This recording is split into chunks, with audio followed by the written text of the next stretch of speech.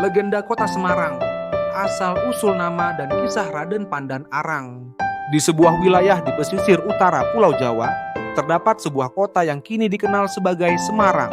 Kota ini memiliki sejarah panjang dan legenda yang menarik tentang asal-usul namanya. Kisah ini bermula pada abad ke-15, ketika wilayah tersebut masih berupa hutan belantara yang dipenuhi pohon asam dan arang. Kedatangan Raden Pandan Arang.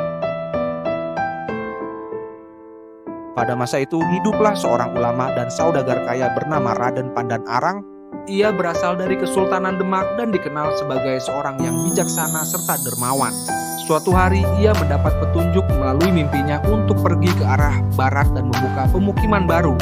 Dengan membawa keluarga serta pengikutnya, Raden Pandan Arang berlayar menyusuri pantai hingga tiba di suatu daerah yang masih sepi. Ketika mendarat, ia melihat tanah yang subur namun masih dipenuhi hutan lebat. Di tengah hutan itu banyak tumbuh pohon asam yang berbuah lebat. Sementara di sekitarnya terdapat banyak arang dari kayu-kayu yang terbakar secara alami. Melihat hal itu, Raden Pandan Arang memutuskan untuk menetap dan membuka wilayah tersebut menjadi pemukiman. Asal-usul nama Semarang, lambat laun daerah itu pun berkembang. Penduduk mulai berdatangan, baik dari Demak maupun dari wilayah lain. Mereka membangun rumah, mengolah tanah, dan menjadikan tempat itu ramai. Karena banyaknya pohon asam dan arang di sana, orang-orang mulai menyebut daerah itu Asem Arang, yang berarti asam yang jarang. Karena pohon asam tumbuh terpecah atau merujuk pada gabungan kata asam dan arang. Seiring waktu, pengucapan Asem Arang berubah menjadi Semarang, dan nama itulah yang melekat hingga sekarang. Semarang di bawah kepemimpinan Raden Pandan Arang. Raden Pandan Arang tidak hanya membuka lahan, tetapi juga menyebarkan agama Islam dan membangun tata pemerintahan yang baik. Ia diangkat sebagai pemimpin wilayah oleh Sultan Demak dan berhasil menjadikan Semarang sebagai pusat perdagangan yang makmur.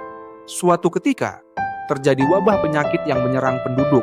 Raden Pandan Arang kemudian bermunafaat dan mendapatkan petunjuk untuk membangun sebuah masjid di tengah kota. Setelah masjid itu berdiri, wabah pun berangsur hilang. Masjid tersebut kini dikenal sebagai Masjid Agung Semarang, yang menjadi salah satu simbol sejarah kota. Akhir hayat Raden Pandan Arang. Setelah lama memimpin dengan bijaksana, Raden Pandan Arang memutuskan untuk mengundurkan diri dan menyerahkan kepemimpinan kepada anaknya. Ia memilih hidup sebagai pertapa di Gunung Jabalakat, sekarang dikenal sebagai Gunung Ungaran, untuk mendekatkan diri kepada Tuhan. Yagi mencapai kesempurnaan spiritual dan meninggal dalam keadaan khusyuk. Pesan moral dari legenda Semarang, kepemimpinan yang bijaksana. Raden Pandan Arang tidak hanya membuka lahan, tetapi juga memikirkan kesejahteraan rakyatnya. Seorang pemimpin sejati harus adil, visioner, dan peduli pada rakyatnya. Kesederhanaan dan kerja keras. Semarang awalnya hanyalah hutan yang diubah menjadi kota besar berkat ketekunan. Ini mengajarkan bahwa kerja keras dan kesederhanaan dapat membawa kemajuan. Kearifan lokal dan pelestarian alam. Nama Semarang berasal dari kekayaan alamnya, yaitu pohon asam dan arang. Kita harus menghargai alam dan melestarikannya untuk generasi mendatang. Ketaatan pada petunjuk spiritual. Raden Pandan Arang selalu mencari petunjuk Tuhan dalam setiap langkahnya. Ini mengingatkan kita untuk senantiasa berdoa dan berserah diri dalam mengambil keputusan. Warisan legenda Semarang hingga kini. Kini, alakmu paparan belagambah.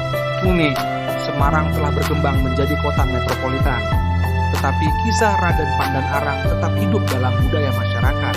Nama-nama tempat seperti Pandanaran, sebuah kawasan di pusat kota, dan Masjid Agung Semarang menjadi bukti sejarah yang tak terlupakan.